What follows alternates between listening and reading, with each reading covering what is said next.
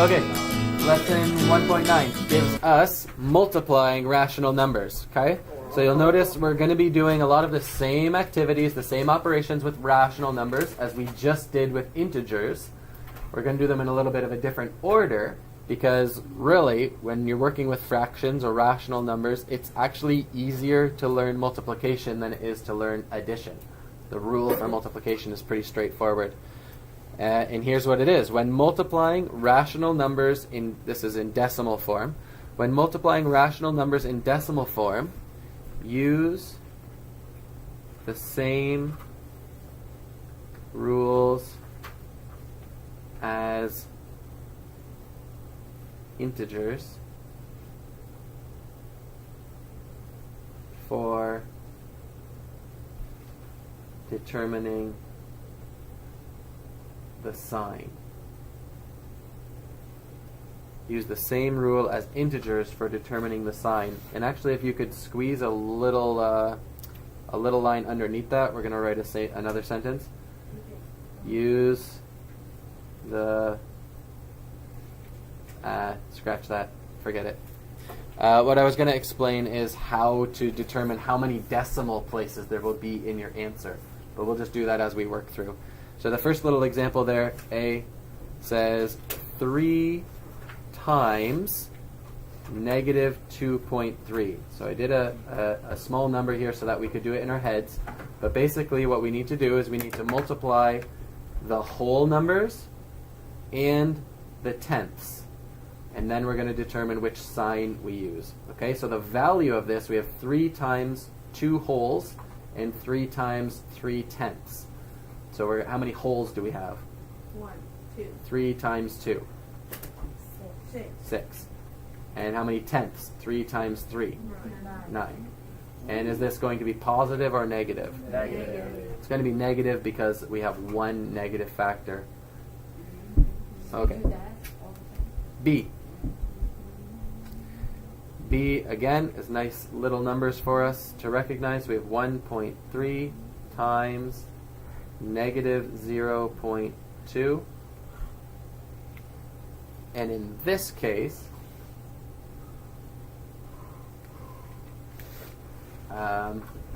we need to use our rule for how many decimal places there are.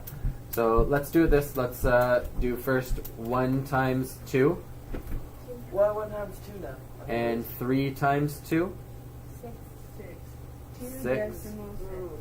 But now look, we have 1 decimal place here and 1 decimal place here. So we need to have 2 here. So there's a 0 in front. And is it positive or negative?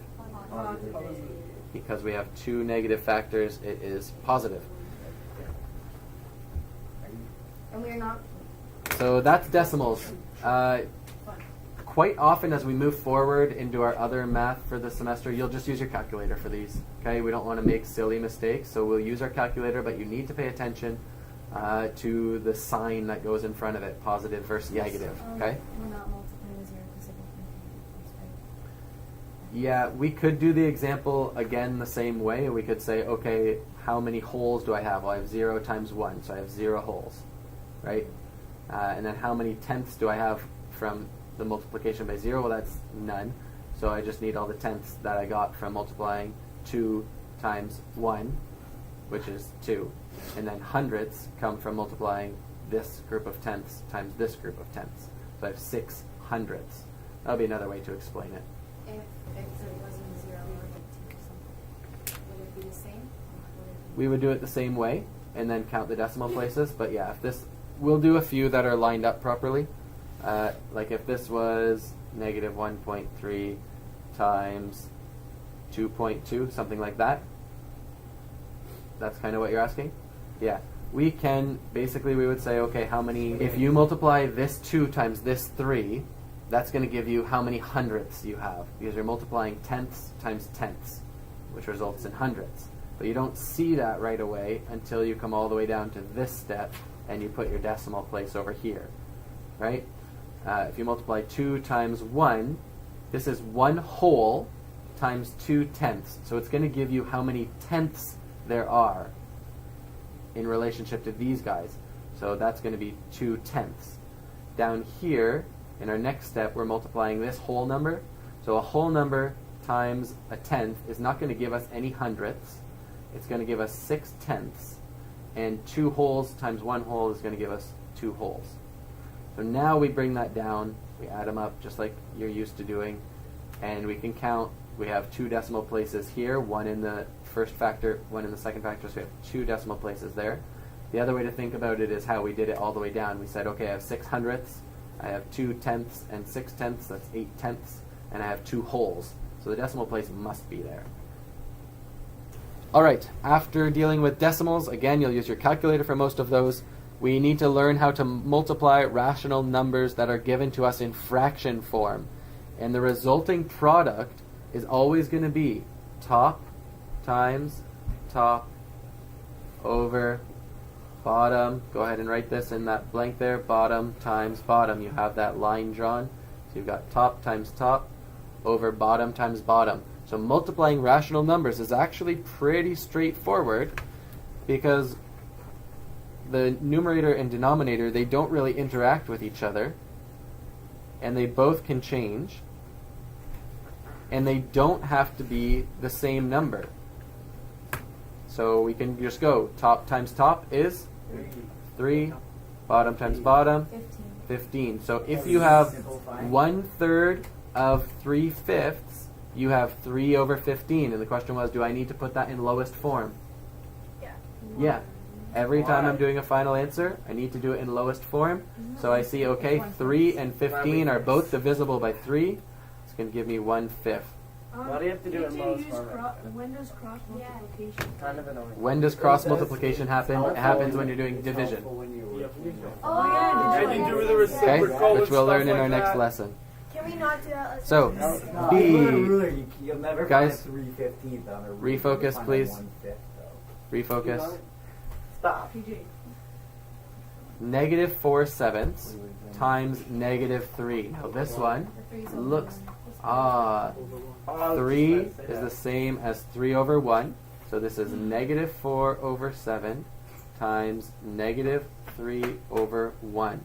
Now we've talked about this before, but it doesn't really matter where I put my negative sign. But I thought it'd be 3 over 3 since the whole number. No. 3 over 3 would mean you have a bar split into 3 parts, and you have all of them. That's only 1. So 3 over 3 is 1. You have to have 3 wholes, right? This is 3 whole numbers, so we have negative 3 over 1. Again, go for it. Top times top. What's top times top, guys? 12. And is it positive or negative? Positive. Positive 12. We've taken care of our negative factors. 12 over 7. Can that be reduced into lowest terms? Yeah, 1 and 3/5. No. We leave them as improper fractions. Okay. Get used to leaving answers as improper fractions. Why do we do that? Go ahead and try C on your own, guys. Go ahead and try C on your own, and then double check up here to see how you did. Okay. Some of us are struggling with C, which is okay. There's a bit of a tricky thing with that negative sign out front, and there's a couple different ways to think about it. The first way to think about it, Can I say it? I think you gotta say what you think the answer is. It's negative 2 over 10. You're right, Ron. We have some agreement in the room. I got Negative 3 over Negative 10. 3 over 10. Because you divide You're 6 wrong. by 2. And you Because- divide oh, yeah, some that's saying- I went Okay, 3. my Some bad. saying Negative negative 3 over but 10. with extra negative sign. Okay, let's deal with this negative sign. One way to think about it is to get rid of this negative sign right off the bat. Look, you have a fraction here, and it has 2 negative factors. So what does that do to it? Makes it positive. You could simply rewrite this as 3 over 4 times 2 over negative 5. Okay? That bugs me. Which What reduces answer did you get? Because to 6 Oh, they're both negative. over negative 20. yeah. Okay, which we can, they have a common common would not be factor of negative 2. It would You not wouldn't be be negative. Yes, it would. Yeah, yes, it would. Let's look at the 3 and the 4 cancel out. Oh, yes. Okay? The other way to think about this No, I did not do it. How do is, you get negative 3? Because you divide by 2. so they have a common factor of 2. You were So one, you 6 said divided by negative 2. one, you It's said not negative negative. three. It's just It was just at the bottom, not why is it at the top? I'm so confused. The question that was asked. Why is that? Why did I move the negative sign to be in front of the 3 instead of in front of the 20? Actually, don't know. Anyone know? We've talked about it Because of before. the tenths and the hundredths. When we're putting things in lowest form and we're getting our final answer, we never leave the negative sign in the denominator. It doesn't matter if the denominator or the numerator has the negative sign for the value of it. Right. There's one negative factor that makes the whole thing negative.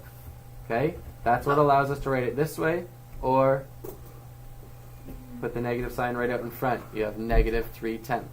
Okay? Negative 3/10. This is also negative 3/10.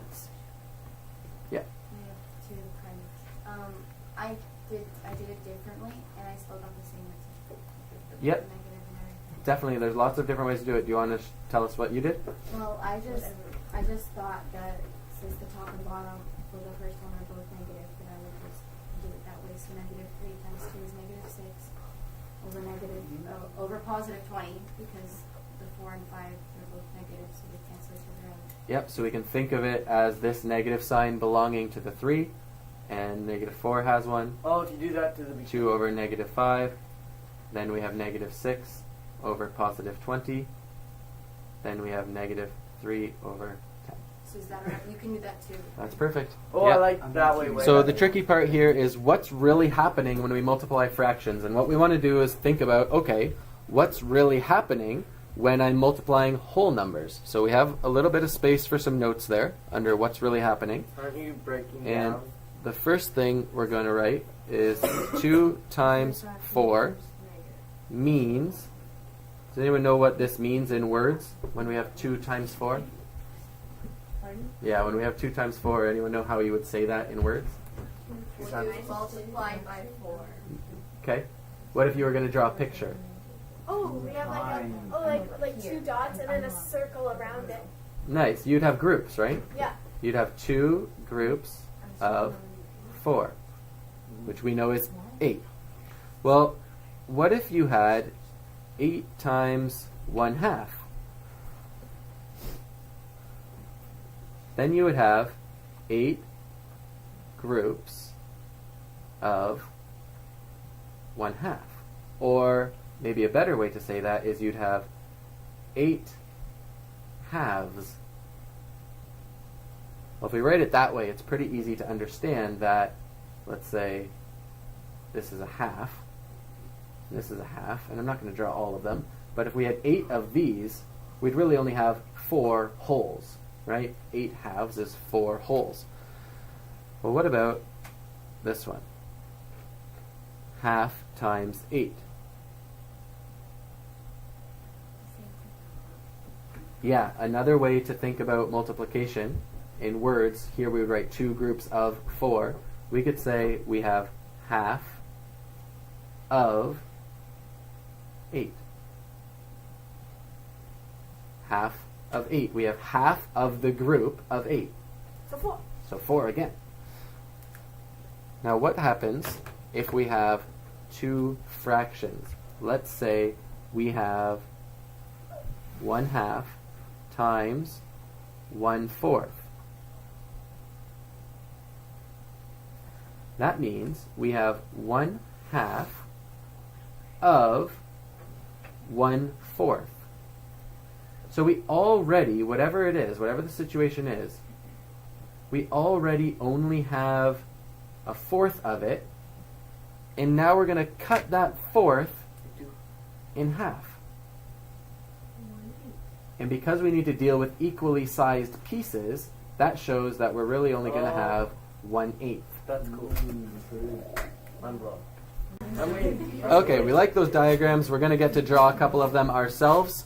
So look at A under draw a diagram for each multiplication sentence. We're given 3 over 5. So that's, and we have times a half. So we have 3/5 of 1/2. So be careful. Which fraction are we really starting with? One fifths. half. One half. One half. We're really starting with the half. Okay? So let's do this. Let's give ourselves a bar to think about here. Healthy mode. And we're starting with 1/2 of that bar. Go ahead and shade in 1/2. And we're not going to get to keep that whole half. How much of it are we going to get to keep? 3/5 Of of that it. half. So I need to split this into fifths.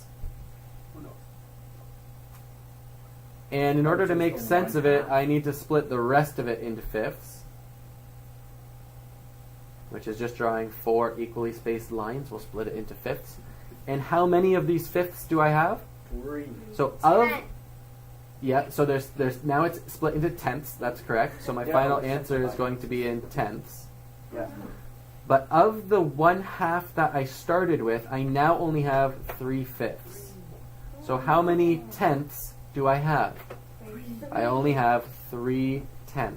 And again, you can see top times top, bottom times bottom. But what we really want to understand is the concept here. I'm That's taking really what I cool. have and splitting it up again. Okay? I just made it more. No, B. it actually kind of- No, it made it way easier. It's cool. Has 2 over 3 times 2 over 3. Now again, if we're doing just top times top, bottom times bottom, we're going to get the right answer, 4 over 9. Okay, but you need to understand what's happening. We're starting with what? 2. With 2/3. So here's my 2/3. And of that 2/3, do I get to keep all of it? No. No, I only get to keep Share. 2/3 of the 2/3. Okay? So you split it. What? You So split I the need- 1/3 into 3s. Split it You with the just buddy. keep it Yeah. as a gift. Each need to get split into 3. Yes. And then you get 2 of those. Split it with the buddy.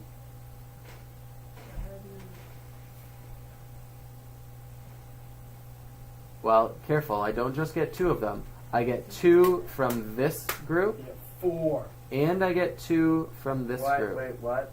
Yeah. Because Wait. there's 2 That's there. different from the last That's one. 2 times. Yeah. Okay, I have 2 of the 2/3.